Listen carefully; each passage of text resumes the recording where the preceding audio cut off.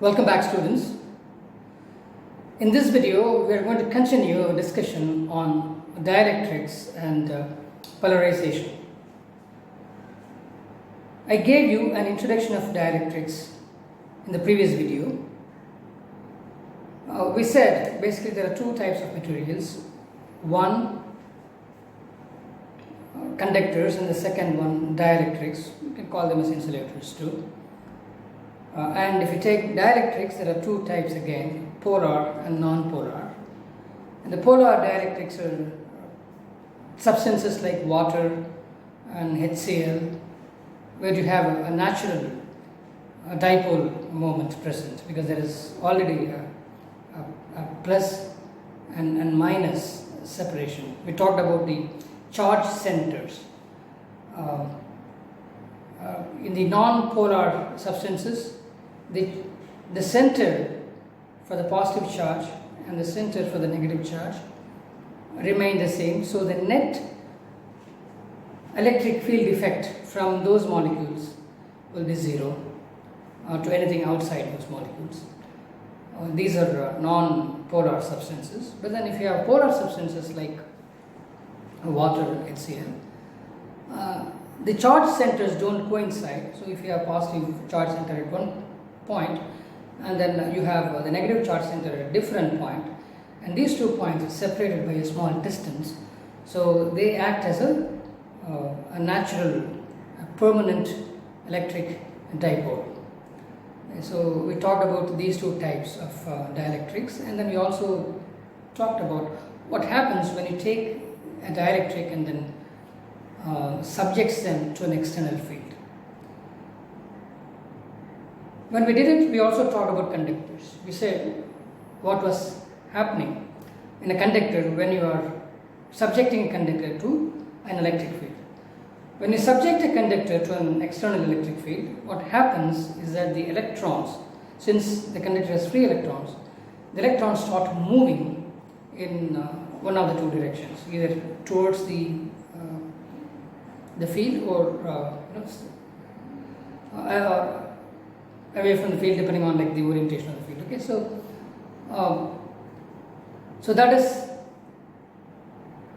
that results in accumulation of charges on the one side, one type of charge on the one side, and then the other type of charge on the other side. So one could be net negative and another side could be net positive. That was happening in the case of conductors, and pretty much the same thing was happening in the case of dielectrics. But the difference is that when a conductor has free electrons, the dielectrics do not have free electrons. So electrons cannot move freely from one molecule or one atom to another atom all that easily, or one molecule to another molecule easily, as it happens in the case of conductors. So when you take a dielectric material and then subject it to an external electric field, there is a stretching that happens. So the electrons will try to spend a little more time with the field in the direction of with the positive side of the field than they spend on the negative side. So then the charge centers are going to be slightly displaced. They no longer are the same. So there is a stretching effect that happens. Right now both positive and negative charges are together, but now subjecting them to an external electric field, so there is a stretching that happens. They don't really go away completely from the molecule, but there is a stretching that happens, and then the stretching effect effectively produces a net positive charge on the one side and the net negative charge on the other side. So that's what happens in the case of dielectrics is the stretching effect. But what happens in the case of conductors is moving of electrons completely. Okay? So you need to understand this difference. But effectively, both appear to behave in the same way, whether they are conductors or dielectrics. They both tend to behave the same, similar relationship, not the same way. in a similar fashion. Accumulation of charges on either side of the substance. Okay. The one difference is that in the case of a conductor, the field inside the conductor is completely nullified, right? The external field, external electric field, sets up a field inside the conductor, but then because of this movement, then an opposite field is set by the charges, as I explained, and they cancel each other out. So the field inside, the net field inside the conductor is 0. But that does not happen in the case of a dielectric substance. Because of this charge separation, an opposite field is set up within the substance, but that field does not exactly cancel the external electric field. It only reduces it. So the net E inside the dielectric substance is not 0, but the net E inside a conductor is 0. So this is what we talked about in the previous video. So there are many different types of substances, like they behave slightly differently. I mean, pretty much the same fashion in whatever it said, but then the amount of polarization. So what is polarization? This is polarization. There is this substance, you are subjecting it to an electric field, and it's going to get stretched so that it gets polarized. What was non-polar before now becomes polar now, or what was polar before gets aligned with the external field anyway. Okay, so this is called as polarization. So the amount of polarization will depend on the strength of the external field. The greater the field, the external field, then the greater the polarization. More molecules will align with the field. Okay. If the field is smaller, then the polarization will also to a smaller extent. Okay. And this proportionality can be different. Okay. For example, you increase the electric field, external electric field. So then, first, for a particular value of electric field, then there is a certain amount of polarization, and then you double it, double the electric field value.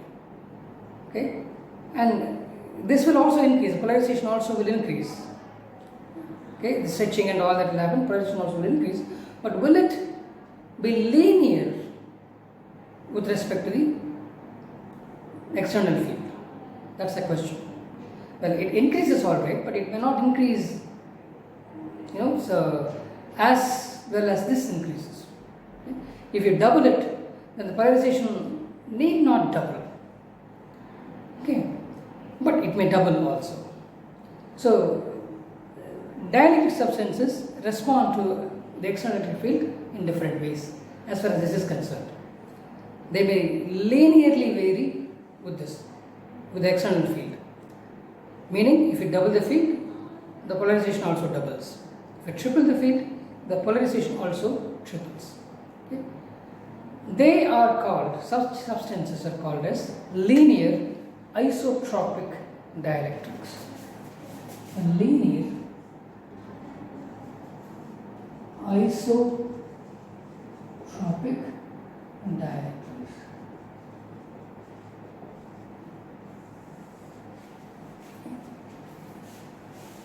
And there are other types of dielectrics which may not increase their polarization linearly with the external field. For example, if we double it, well, this may become 1.5 times. Or if we double it, it may become 2.5 times also. Okay? That variation could happen. So they are not called as linear isotropic dielectrics. For our purposes, we will only be concerned about linear isotropic dielectrics. That is, the dielectrics whose polarization is proportional to the strength of the external electric field. Okay. If you double the field, then polarization also doubles. Okay. The question is, what is polarization first? What is polarization?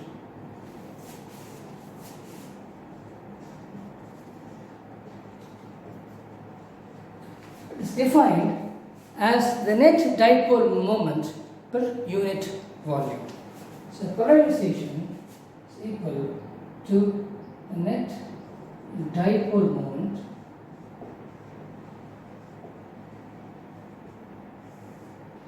per unit volume. So you have, let's say initially you had all these, let me take a non-polar dielectric. So all the charges were, the charge centers were there, so that we didn't have any net dipole moment there. But then you applied a field across the substance. Initially it didn't have any dipole moment, so now you apply a field across the substance. Okay, then what happens is that it starts doing this. This stretching happens.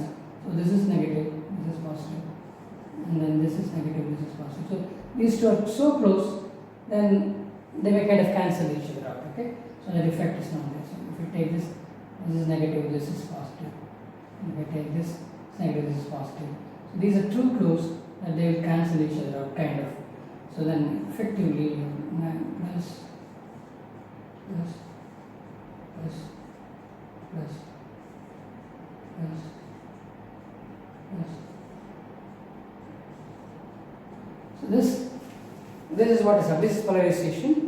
But then you notice here, so you are going to have negative here and then positive here. So it will look like you got this. Okay, it's gone. Look like you have negative on one side and positive on the other side. And internally, positive and negatives are too close that they don't really produce a net field. So net effect basically. So it's like the negative charges have accumulated on the one side and the positive charges are accumulated on the other side. So a dielectric looks like in the presence of an external electric field. Okay. So this is so you have a dipole, right? So you have initially like you had all these small dipoles. Now the polarization is defined as net dipole moment per unit volume.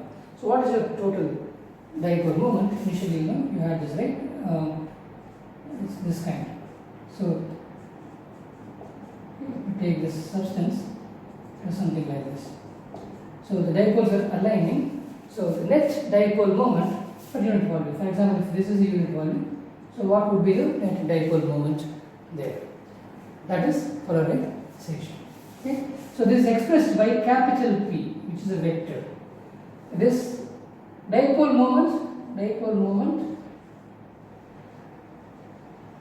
is small p, right? Small p, we did that. But this is polarization is capital P. Okay.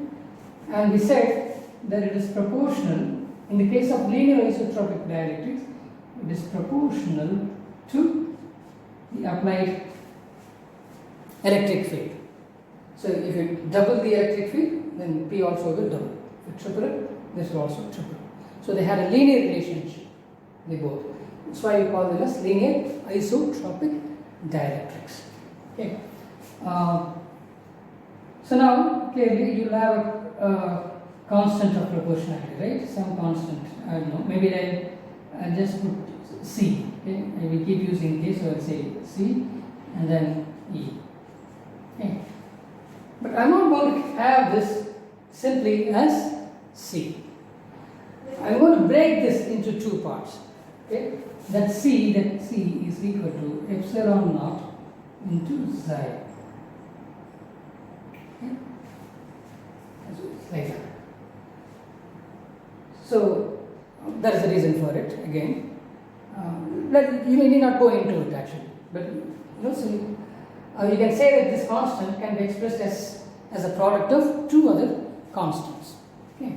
You know this constant, the permittivity of free space, and then Xc, this is permittivity,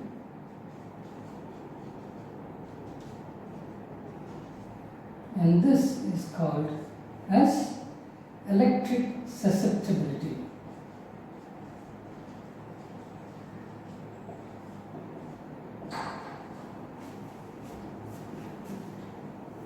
Now I can write P as epsilon naught x E and then E. Okay. So what would be the unit of P? Well, net dipole moment per unit volume. So what was the unit of P? What is the unit of P? Net dipole moment, it is charge into distance, right? So 2AQ for one dipole. So now you align lots of dipoles this direction. So you're going to have a certain number n into 2AQ. So effectively it is charge into distance. And so it's going to be Coulomb meter, so divided by volume. What is unit volume? It's going to be meter cube. Okay, so that gives you Coulomb per meter square. This Coulomb, that's the unit of. Okay, now that we know P is equal to Coulomb per meter square, let's try to find out the unit of electric susceptibility XE. Yeah. So for that we need to find the unit of epsilon naught into E, and we should equate that the whole thing with this and find the unit for XE, xi E, we call it. Okay. So what is E? E can be written as Q by 4 pi epsilon naught r squared, right? Okay. So if you take epsilon naught here, then epsilon naught E is equal to Q by 4 pi r squared. So what would be the unit of this? Q is Coulomb by 4 pi, no units, and then r squared is equal to m squared. Now I can equate this with this to find the unit for electric susceptibility xi E. So this is P is Coulomb per meter square, is equal to xi E. Epsilon naught E, unit is Coulomb per meter square. Notice I can cancel all this, and then xi E will have no unit.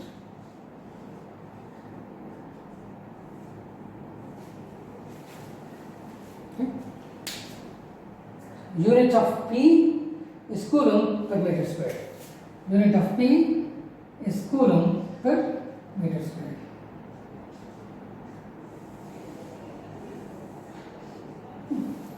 And the unit of xi is nothing. There is no unit for xi. Okay. So this is about dielectrics and polarization.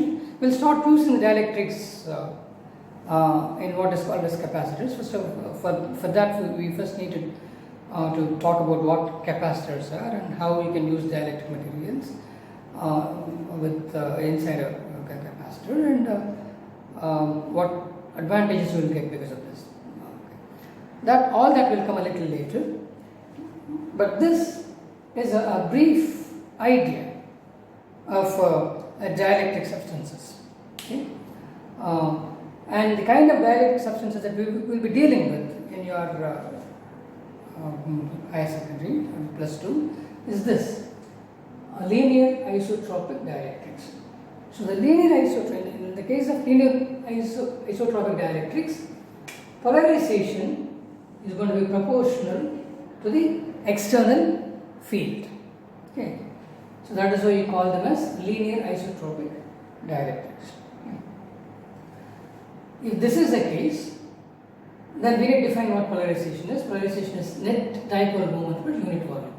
So how much they align because of the external dielectric field. So the dipole moment unit volume is called as polarization. So P is equal to some constant C into E, okay, and C is actually the constant is going to be expressed as a product of two other constants. One is the permittivity of free space epsilon naught, and the other one is xi e, which is the electric susceptibility of that material. Okay. And we also figured out the unit for these quantities. Unit for E, you know, unit for epsilon naught, you know, we've done that already. And now the unit for P is net dipole moment per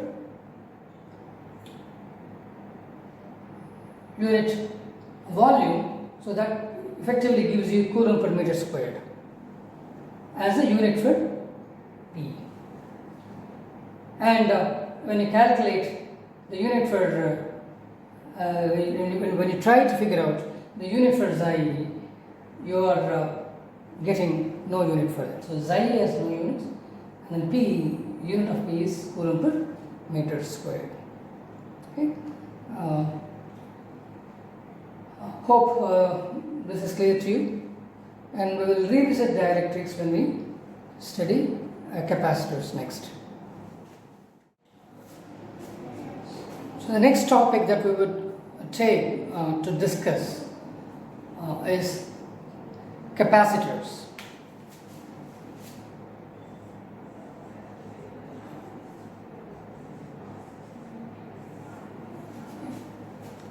So what are capacitors first?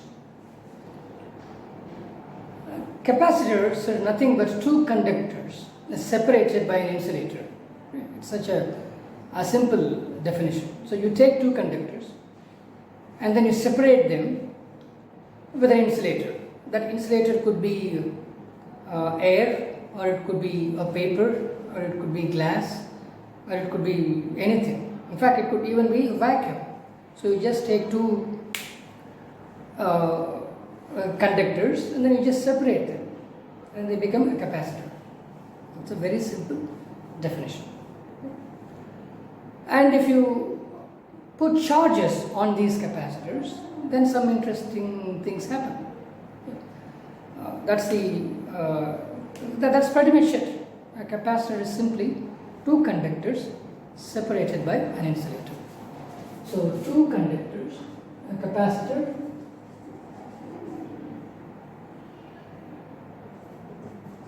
capacitor is simply two conductors separated by an insulator.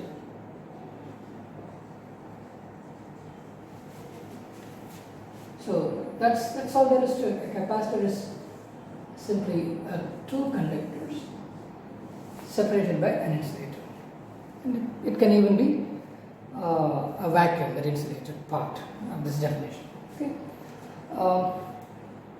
So let me take two conductors and then let me just put some charges on them and then see what happens. So let me just take this could be one conductor, it can be another conductor, something like that. I've purposefully chosen irregular shapes. Okay.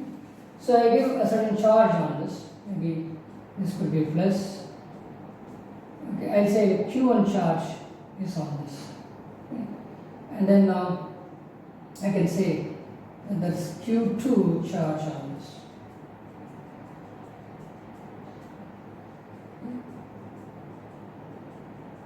Like that.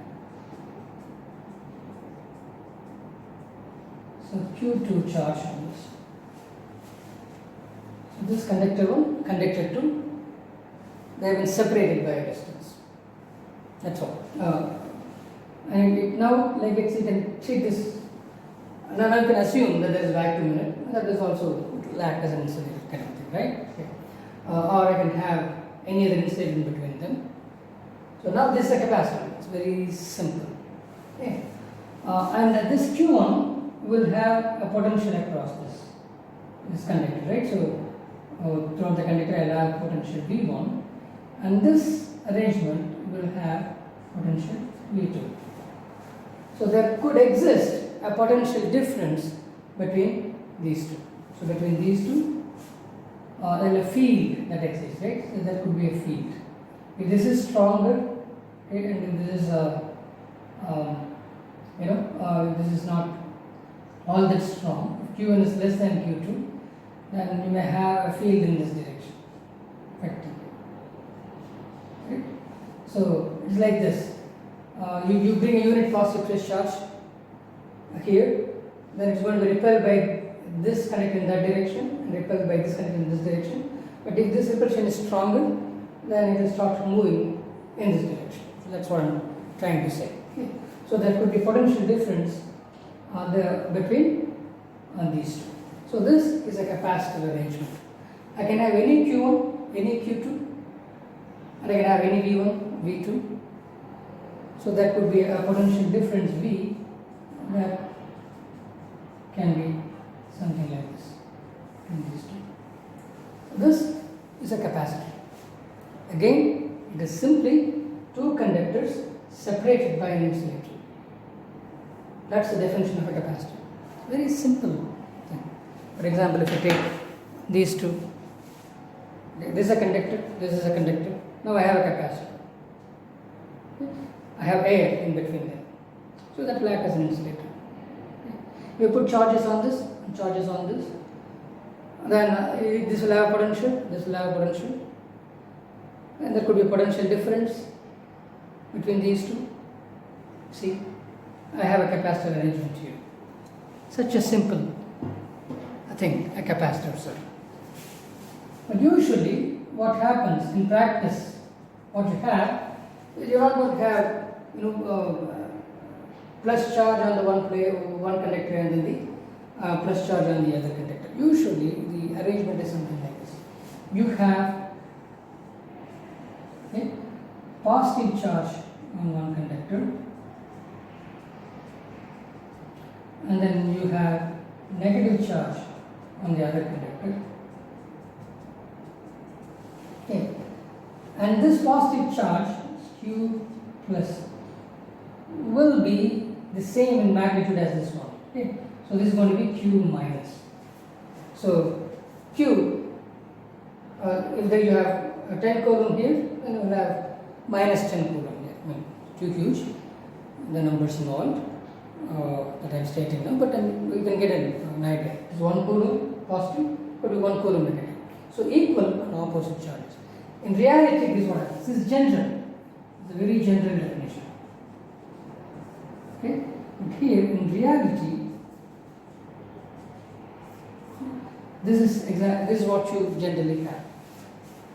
And there would be a potential difference between this, right? So you can have, let's say, a V plus here, and there will be a V minus there. So there could be a potential difference V between these two. So V will be V plus. So okay. It's actually. So what does it mean? It means that there would be a field that exists between these two, right? So if I keep a unit positive discharge here, that's going to be repelled by this conductor and attracted by that conductor. So now we will have a very pretty strong E there. So in this case, the E between them will be weak, but here E can be strong, right? You can say that. One will repel and the other will attract, so E could be strong also between the capacitors, between the conductors of the capacitor. Okay? So now, if I increase the Q, E will also increase, right? So the E is now proportional, E value is now proportional to Q. Okay? So we are going to talk about this type of capacitors. We will not talk about the general type, we will be talking only about this type of capacitors. What do you have in them? You have equal amount of positive and negative charges. And there is a potential difference between them. Okay? And that E, the field's value at any point between the two conductors is proportional to Q. If Q increases, then E at this point will also increase. If Q decreases, E at this point will also decrease proportionally. Okay? So it is this type of capacitors that we will be talking about in our class. Okay. So this gives you another quantity. This special arrangement gives you another quantity called as capacitance. Okay. You define capacitance C as charge Q by the potential difference between the two conductors. So charge on either conductor, so you have plus Q, minus Q there. So that Q is what you're going to have. Charge on either conductor, so divided by the potential difference between the conductors. This V. Okay, that's what you're going to have. So this is defined as capacitance. That's capacitance of this capacitor. Capacitance of this capacitor. Okay, so it is also a measure of how much charge it can hold for a particular voltage. Okay. If capacitance is more, okay, then for a particular voltage it can hold more charge. So that is why you are calling it as capacitance. Capacitance is the ability to hold charges on the conductors for a particular voltage. So the capacitance is more, then you can say like that it gives you an idea of how much charge it can hold for a particular voltage. Suppose the capacitance is 10 and the voltage is 1, then this will hold 10 units of charge, this arrangement. Suppose this capacitance of this arrangement is only 5, then for 1 volt it can hold only 5 coulombs of charge. Okay. So capacitance is more, then for a particular voltage, then it will hold more charge. So 1 volt, suppose if it is 10, for 1 volt it will hold 1 volt it will hold 10 coulombs of charge. I'm just taking of numbers. Okay. In reality it will be much smaller in microcoulombs and nanocoulombs and stuff. Nanofarads. It will be very small. But I'm just taking some numbers. If it is 10, then for 1 volt we will have 10 coulombs. Okay. 2 volts, if it is 10, then it's going to have 20 coulombs. So you see, for a particular voltage, for a particular capacitance, then it gives you the amount of charge it can hold. Suppose if this is simply 5 units of capacitance, then for 1 volt, the charge on the capacitor will be 5 coulomb. And if increase the voltage between the two plates, let's say 2 volts, it's going to have 10 coulomb. You see, capacitance of 5 is smaller than capacitance of 10, and the amount of charge it holds for a particular voltage is also smaller.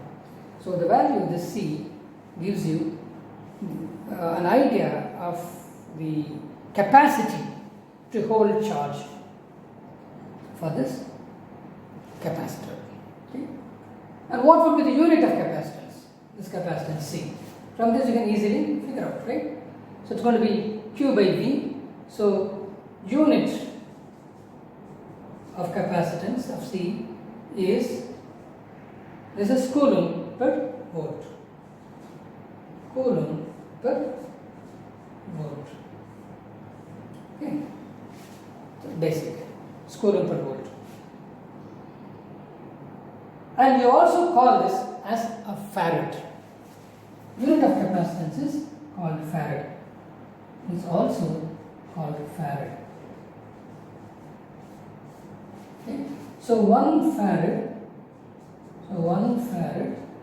is equal to 1 coulomb per 1 volt. Okay. So unit of capacitance, let's say units is named after Michael Faraday, a very famous experimental physicist of the 19th century. But the basic unit would be coulomb per volt. So 1 coulomb per 1 volt will be called as 1 farad. So this is what we will not be generally using coulomb per volt, but we will be using this one, farad, for capacitance going forward. Okay. So to summarize, a capacitor is simply two conductors separated by an insulator. That insulator can even be vacuum. Okay. I can have any charge on either conductor, then I can find the potential difference between those two. It will still be called as a capacitor. Okay. But in practice, in reality, you generally have equal amount of charge, equal and opposite charge on either conductor. So if you have plus Q charge here, you will have minus Q charge here. So there would be a potential difference that exists between those two conductors. And the capacitance is defined as the charge on either conductor divided by the potential difference across those two conductors. Okay. So what is the potential difference across those two conductors? What does V mean? Does it mean?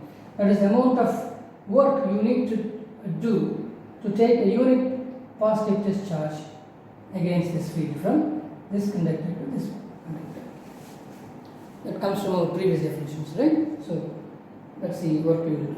So take a unit positive discharge, take it from here, and then do work against this field. If you leave the unit positive discharge, it will automatically go there. Yeah. But then what should you do? You should do work against it. So you have to take it from here and then put it there. So that's the amount of that's the potential difference between those two. Okay? Theoretical definition. So anyway, so capacitance is simply charge on either conductor divided by the potential across these two conductors. So the greater the C, the greater the capacity to store charge, okay, for a particular voltage. Just 10 units, it's 10 farads for example, then for 1 volt you will have 10 coulomb here. So if you maintain a potential difference of 2 volts between these two conductors, then you will have 20 coulombs of charge sitting on either conductor. That is capacitance, because the capacitance is 10. But if you have another capacitor with just 5 farads as a capacitance, then for 1 voltage or for 1 volt you will have 5 coulomb charge on either conductor. And for 2 volts, then between these two you will have 10 coulomb charge sitting there. So capacitance is a measure of the capacity of the capacitor to store charges. Hope you understand this. But now we shall talk about the parallel plate capacitor. It's a very simple capacitor. I told you a capacitor is nothing but a couple of conductors separated by an insulator. So a parallel plate capacitor is made by using two parallel plates separated by a distance. So there is nothing in between them. Okay. So that is the parallel plate capacitor. And let's see how to derive the expression for the capacitance of the parallel plate capacitor.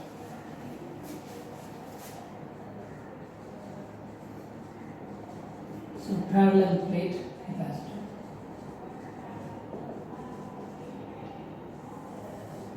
Okay. So this is going to consist of two parallel plates. So there is a plate on the top. Okay. It's a plate like this, right? So plate. So I'm just keeping it like this. A plate on the top, and there is also a plate on the bottom. The plates are really big, and then the distance of separation between them is very small, big plates, and the distance of separation between them is very small, then I can consider those plates as infinitely large compared to the distance of separation between them. It's like this. When I stand on this ground, okay, on earth, as I see things in every direction, it's like the earth is extending forever, right?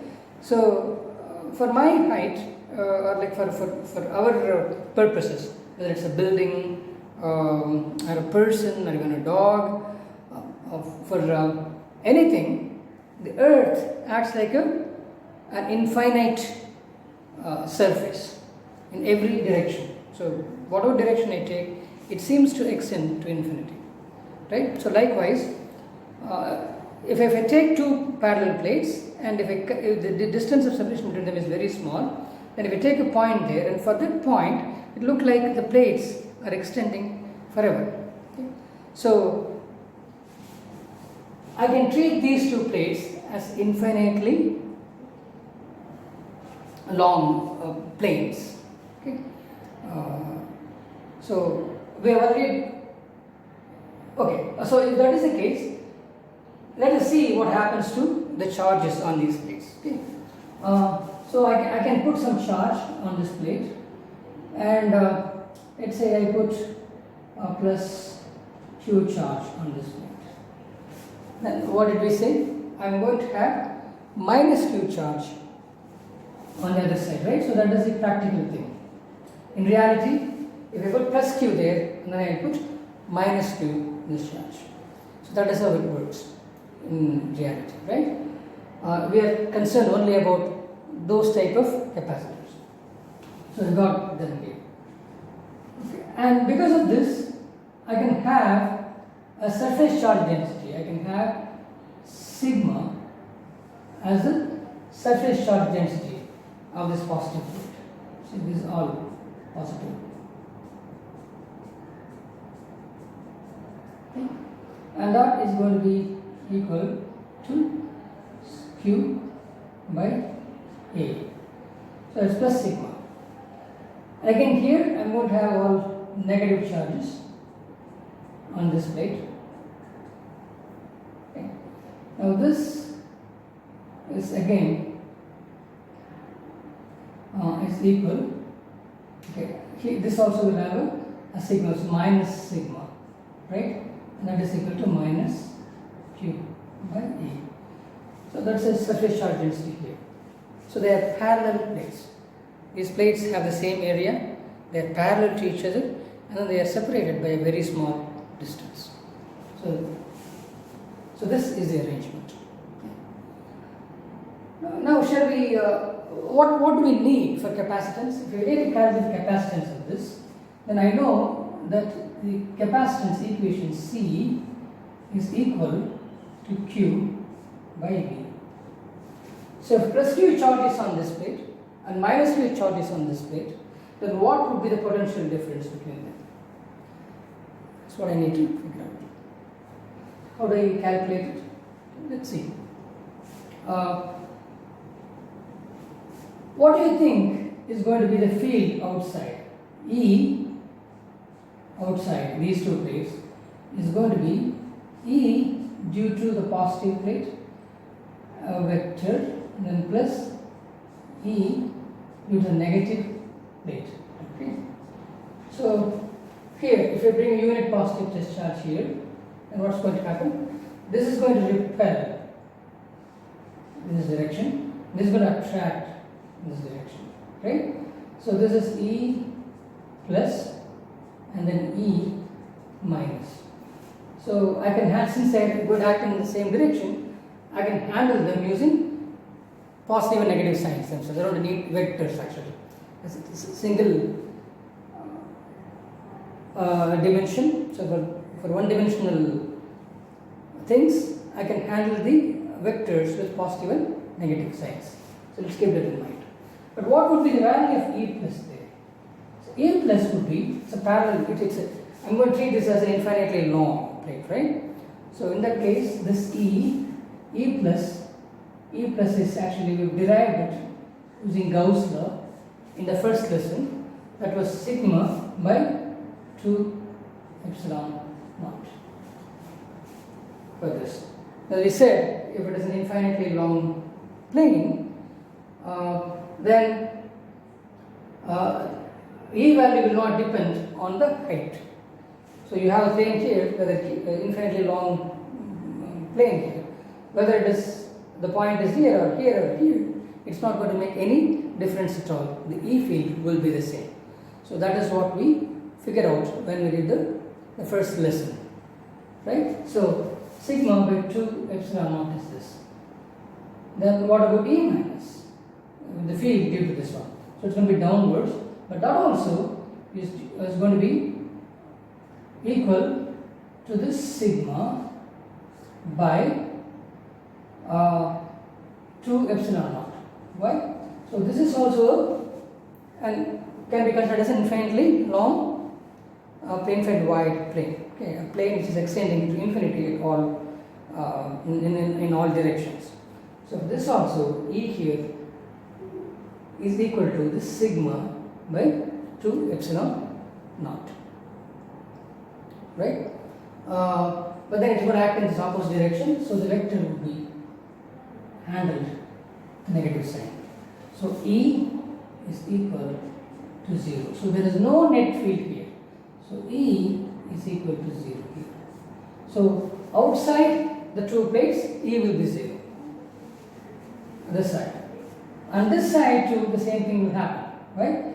Because I have a positive charge, I bring a positive charge here, let's say, bring a positive charge here, unit positive charge, it's going to be attracted by this plate, that will be my E minus, and this positive charge will repel this E plus, and whatever reasoning I have here will be applicable here too.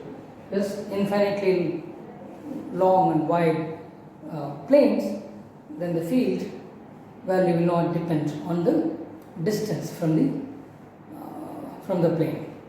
So you maintain a constant field, right? So here also E is equal to E plus E minus, again that is also equal to sigma by 2 epsilon naught and sigma by 2 epsilon naught minus, and that is also equal to 0. So outside these two plates, here also the E field is 0, and here also the E value is 0. Okay, but what happens inside those two plates? Inside the plate, what happens? Inside here, what happens? We have a unit positive charge, and that's going to be attracted by this negative plate. That's my E minus. And that charge is going to be repelled by the positive plate. So you see, it's also going to act in this direction. E plus also acts in this direction. Again, the value of E will not depend on the distance from the plates. Because they're infinitely long planes, wide planes, right? So E value and E value here will be the same due to this plate, and the same thing will happen for this plate also. So you are going to maintain a constant field which has two components. That is one component due to the positive plate and another component due to the negative plate. So this E is equal to the same E plus E minus. So that is equal to sigma by 2 epsilon naught, and this also sigma by 2 epsilon naught, but this time notice they act in the same direction, so they will add up. So E is 0 here, but what is that here? So 2 into sigma by 2 epsilon naught, so I am going to have sigma by epsilon naught. So I have field value inside the plates, and that value will be equal to sigma by epsilon naught. And I have the field value 0 outside the plate and 0 outside the plate. That's it. Okay. So effectively, what do I get? Effectively, this is what I get. This results in this. I have these two plates. and I have field value acting like this. E is equal to sigma by epsilon within the two plates.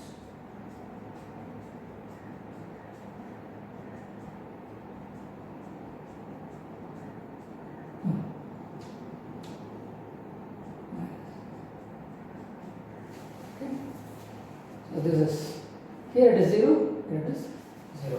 E is 0 here, and then E is 0 here too.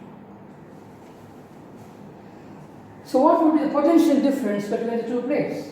Well, let's say easy, same thing, right? So you take a unit positive charge, you take it from this position to that position. So that would be the potential difference between these two plates. So can I do it?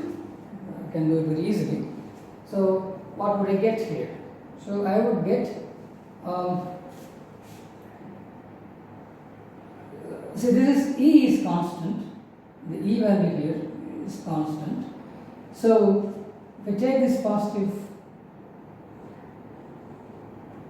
charge, so the potential difference V will be given by E into, let's say this is the distance D. Here also this would be the distance D. So they are separated by distance D. So V, potential difference, is equal to E into D. Okay. How do you do that again? So it is you can go from the fundamentals.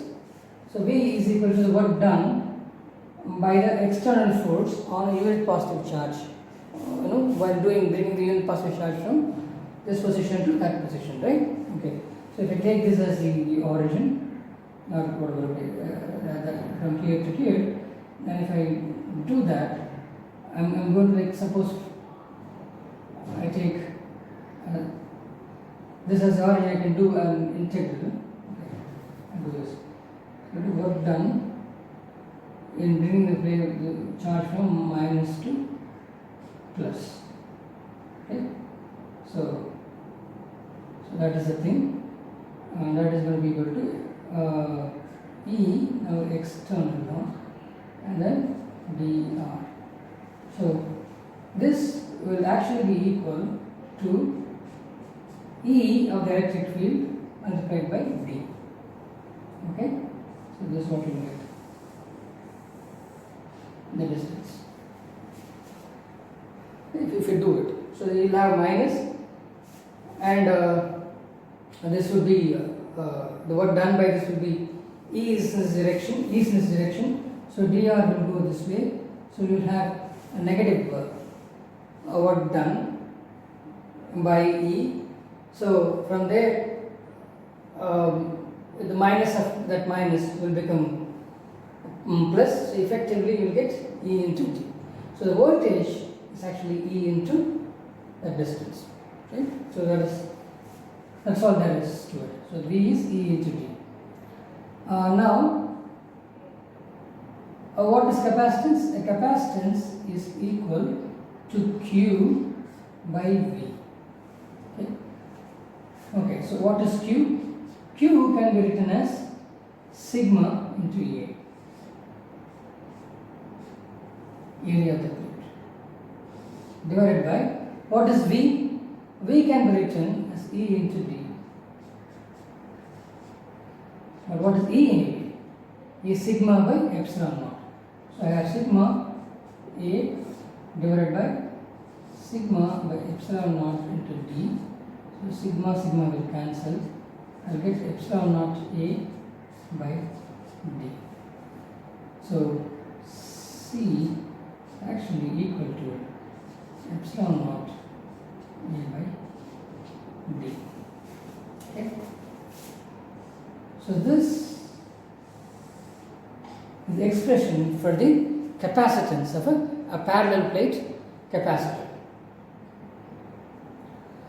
Okay.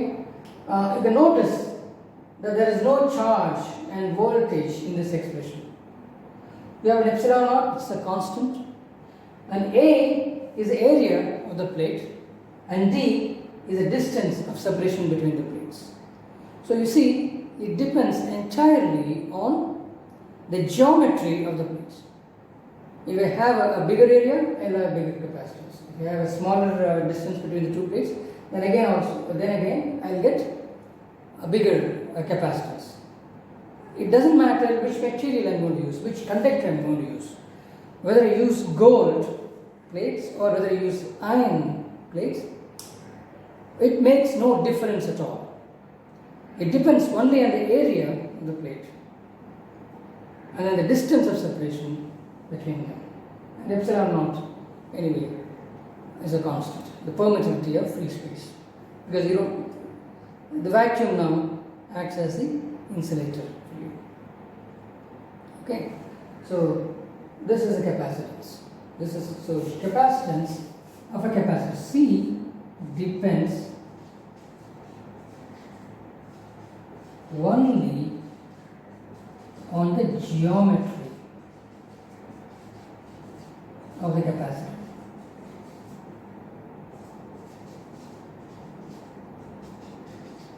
So A and D.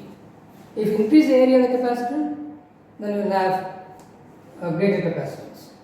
And if you decrease the distance between the capacitor plates, then you will have greater capacitance again. So it depends only on the geometry. You don't have to change the substance. You can use any conductor. I can use aluminum, I can use iron, I can use gold, I can use copper, I can use any conductor. It doesn't matter which material you are using. It matters only what area you have and what is the distance of separation between the two conductors. So that's a wonderful result if you think about it. It does not depend on the nature of the material at all. So when you build a capacitor, you can use aluminum, you can use iron, you can use anything. So long as the area remains the same and so long as the distance between the plates remains the same, all these materials will produce the same amount of capacitance. I hope this is clear to you.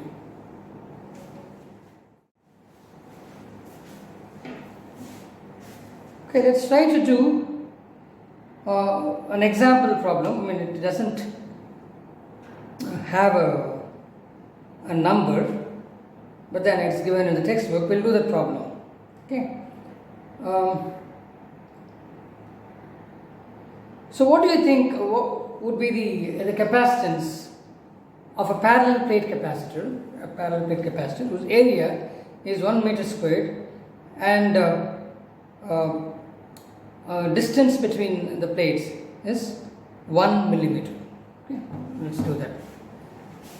So the point is, the area of the plates is 1 meter square. Okay, so you have two parallel plates like that. Okay, that's one plate, and there's also another plate.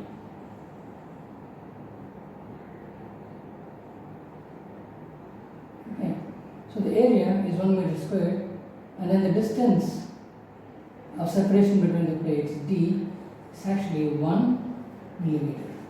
So 1 meter squared area, and then the separation is just 1 millimeter, very small distance. So it's a capacitance. The capacitance is given by this expression epsilon naught A by T. What is epsilon naught? Epsilon naught is 8.854 into 10 power minus 12. That's the value of epsilon naught. And A is 1 meter square to 1. So divided by what is D? 1 millimeter, which is 1 into 10 power minus 3 meters. Right? So minus 12 minus 3 goes, you get minus 9. So the capacitance is actually 8.854 to 10 power minus 9 farads. Okay?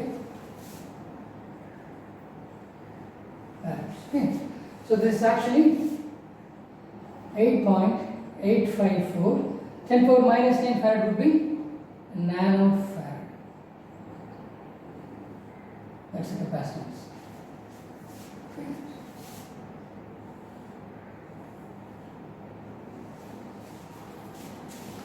Okay, so that is one part, and the second part is this. Well, if you want to have a capacitance of 1 farad, so it's a very small capacitance, right? Nanofarad. If you want to have a capacitance of 1 farad and to have a distance of separation of 1 centimeter, so this is 1 centimeter separation. Okay? So there are two plates, parallel plates, and then there is distance of separation of 1 centimeter, and I want to have a capacitance of 1 farad. Then what must be the area of the plates? Okay? So we'll do it. So the capacitance again is given by the expression epsilon naught A by D. The required capacitance is 1 farad, okay, and the distance of separation between the plates is 1 centimeter, is equal to 10 power minus 2 meters. Then what should be the area? So can you do that? 1 is equal to epsilon naught is 8.854 into 10 power minus 12 into A divided by D is 10 power minus 2 meters, 1 centimeter. This will go and get minus 10. Okay, so what would A be? So area is going to be equal to 1 by 8.854 into 10 power minus 10. So that will give me 10 power 10 by 8.854. Okay. What am I going to get? Roughly. So this is, I can treat this to be 10 by 9 into 10 power 9. 8.854 is 9. 10 is, I'm taking 110 out of this. Okay, so many meters square, right? So this 10 by 9 is almost 1.1. Okay, so its area is approximately equal to 1.1 into 10 power 9 meters square. Okay, so I can, that is also approximately equal to just 10 power 9 meters square, right? Okay, so 10 power 9 meters square. What is it going to give us? Can you imagine this 10 power 9 meters square?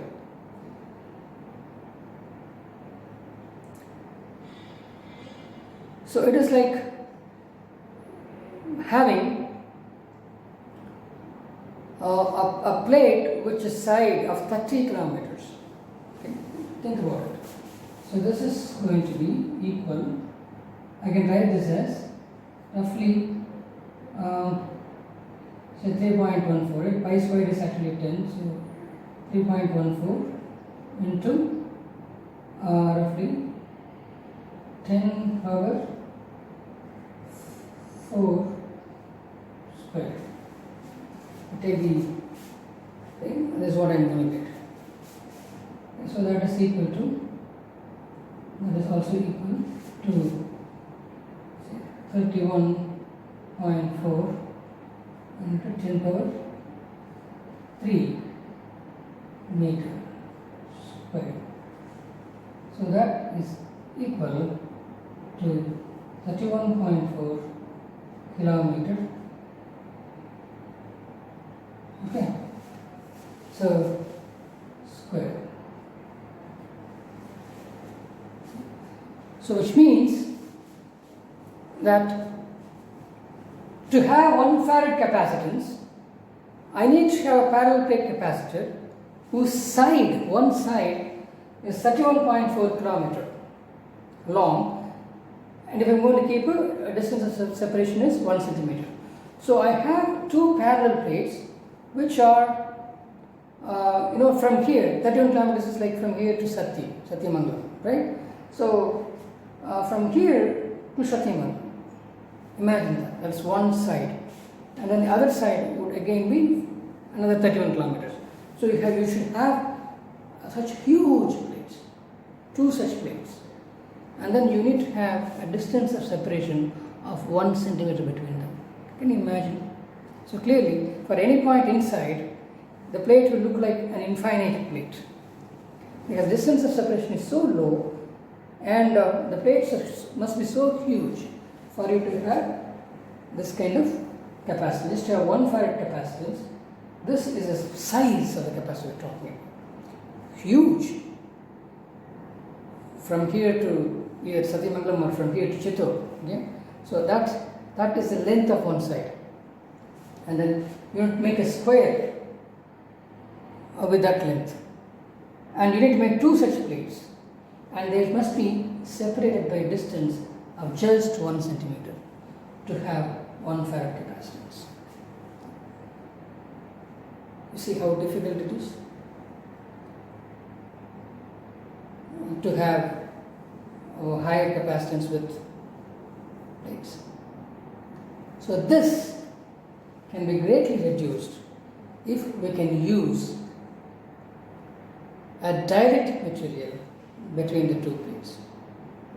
If you are going to use a dielectric material between the 2 plates, then the size of the capacitor can be reduced. And that is the reason you have been discussing dielectric materials in this lesson. Why are we bothered about it? Because of this. If you don't have dielectric materials, and if you were to build capacitors for huge capacity, then the size of the capacitor will become really big. But if you use dielectric materials, you can reduce the size of the capacitor. How? We'll see that in the next video.